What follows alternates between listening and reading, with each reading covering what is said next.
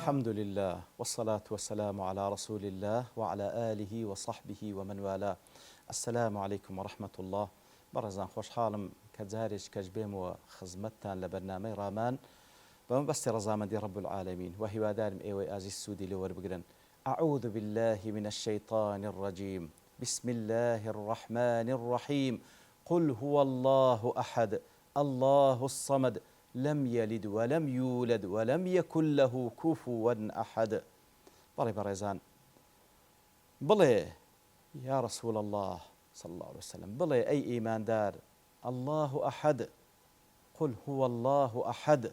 بلي الله تعالى هر أويان أحد تاكو تنيا هاو شوينية سبحانه وتعالى شريكي نية بهيت شويك. قل هو الله أحد الله الصمد الله تعالى الصمد كبيوستي بكزنه همو خلق بيوستي بأوا هم مخلوقات لم يلد كسي لي بباش نكوتي ولم يولد ولا كسي جنبوه لحديث إذا كوا إمام بخاري روايات كده أبي هريرة دجرت خالي رازيبي لبيغمبر صلى الله عليه وسلم كذا فرمي قال الله تعالى ده فرمي حديث قدسية الله تعالى ده فرمي كذبني ابن آدم ولم يكن له ذلك. بني آدم أمني بدرو دزاني والعياذ بالله لبوش نبو كوابك وشتمني ولم يكن له ذلك وجويني بيمدا لبوش نبو وابك. فأما تكذيبه إياي كاتك أمن بدرو دزاني بريتي التي فقوله لن يعيدني كما بدأني كاتك ودلي ناتواني بمجيريتو هر وكول سرتا أمني دروس كرديا. إن زاد فرمي وليس أول الخلق بأهون علي من إعادته لكاتك دا كأمن خلقم كردي لسرتا دا لو زاري دوم آسان ترك وزارش كدرستي كموا. وأما شتمه إياي كاتك وزؤن بيدا فقوله اتخذ الله ولدا والعياذ بالله كاتك ودلي الله تعالى ولدي لبو خوي بريار دا. وأنا الأحد الصمد لم ألد ولم أولد ولم يكن لي كفوا أحد. إنزا الله تعالى ده فرمي هر أو تاكو تنيايا الصمد كهمو خلق محتاج بأوا خايق محتاج كسني ومحتاج بمندالني سبحانه وتعالى لوي مندالي نبوة ولا كسيج بخوي نبوة ولم يكن لي كفوا أحد. وهو على حديث يقدا كوا إمام مسلم رواه أبي هريرة دجرته كبيان صلى الله عليه وسلم ده فرمي اللهم أنت الأول فليس قبلك شيء وأنت الآخر فليس بعدك شيء. يتر پیغمبر صلى الله عليه وسلم بوش شوي دعاء ذكردو داي فرمو يا ربي هر أتو الأولي كهيج تيج لبيشتو نبوة هر أتوج الآخري كوا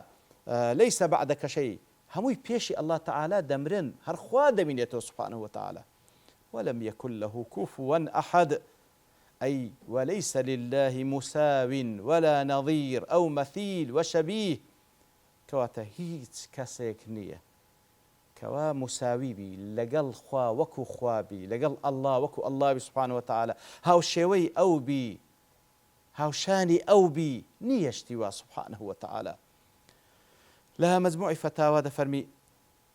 نفى عن نفسه الأصول والفروع والنظراء. الله تعالى لخوي نفي كرديتوا أصول كواتكسيق نبو أصل ولا بخوايقة ولا خوايقة ولا يبقاش كوتبي. والفروع نفي فروع دكات كسجنية اللوي بيتن بباش كوي وكو من دال والعياذ بالله. والنظراء هاي يقول هاو شي وجله بخوي نفي دكا نا أصل نا فرع نا نظير نيتي خواي يقول سبحانه وتعالى. وهي جماع ما ينسب إليه المخلوق من الآدميين والبهائم والملائكة والجن بل والنبات ونحو ذلك. أو صفتانا هبوني أصل هبوني فرع هبوني نظير هاو شيوا أو مخلوق بوشوي وصف ذكرية يتر آدم يكان جيان لبركان ملائكة جن حتى نباتيش أواننا كوا أصل فرع نظيرها وشويان هي لبروي وكل مخلوقات كان ضل أو ديارة وكو بني آدم وكو جيان لبركان أصل ديارة فرعي شليبة باش ذكوي هاو شوي هي وهروها لزنج بهمان شوا ملائكتيش أجر تسي وكو ثابتة كوا بازلا أوان ناكري كنسل ولادة أو بابتان هبي بلام أمثاليان هي هاو شيء نظيريان هي هاو شيء نظيريان هي أو ذاتي كوا نأصله نفرعه ننظيره هاو شيء تنهى الله سبحانه وتعالى. وهروها لا عين لمجموع فتاوى دلي نفي للشركاء والأنداد براستي ولم يكن له كفوا أحد أو صورة تجبقشتي كوا نفي أو الله تعالى الشريكينيا هاو شانينيا هاو شوينيا يدخل فيه كل من جعل شيئا كفوا لله في شيء من خواص الربوبية كواتا همو أواني كوا شتيك برياردن لبو مخلوقات كوا تايبة با پروردگاريتي خواهي قورا كواتا هیچ کەسێک صفاتی ڕبوبیەتی تێدانێ پەروەردگارەتی هیچ کەسێکی صفاتی ئولوهیەت تێدانێ الله تعالى بحکمەوەی کەوا خاوەنی صفاتی ڕبوبیەتە لە خەڵق و ملک و تدبیر و تصرف و ژیاندن و مراندن و إلى آخر لە صفاتی ڕبوبیەت هەر ئەو زاتەشە سبحانه وتعالى شایانی ئەوەی هەیە کە تاکە ئیلاهی بەحەق بی تاکە معبودی بەحەق بی کە هەر ئەو شایانی پەرستنی هەیە ئیتر کاتێکەوە بەو شێوەیە لە سوڕەتی الئیخلاص تێدەگەین كاتكوا أو اعتقاد قناعت مانا لو براستي تواو إنسان تزردك لمخلوقات تواو متعلق دبي بوزاتي سبحانه وتعالى هر لو دا ترسي رزاي هر لاي أو سبحانه وتعالى هر أو شاني أو كوال لها مشتيق داوا لو بكي هيج تيق لو وجوده ببي أو رونا دا سبحانه وتعالى هيج تيق لو وجودي نية كبتوان حركة ببي ذاتي الله سبحانه وتعالى داوای نەفع دەکەی هەر لای ئەوە خەزەینەی پڕە داوا دەکەی کەوا لە شتی ترسناک و لە شتێک کەوا زەرەری هەیە بتپارێزی هەر ئەو توانە و دەسەڵاتەی هەیە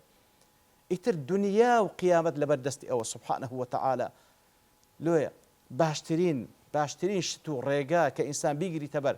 باشترین منهج کەوا ئینسان لەو ژیاندا بیگریتە بەر ئەو عەقیدە و ئیعتیقادی بیتن کە قل هو الله ئەحەد لە هەموو زات و لە صفاتی و لە ئەفعالی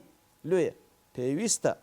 لە هەموو ژیانماندا بەرنامەمان تەنها لەو وەربگرین سبحانه وتعالى ڕوومان هەر لەو بی ڕکوعمان سجودمان ژیانمان مردنمان هەر لە بۆ ئەو بی والله بەختەوەری دنیا و قیامەت دەبین وصلى الله وسلم على نبينا محمد وعلى آله وصحبه أجمعين وآخر دعوانا الحمد لله رب العالمين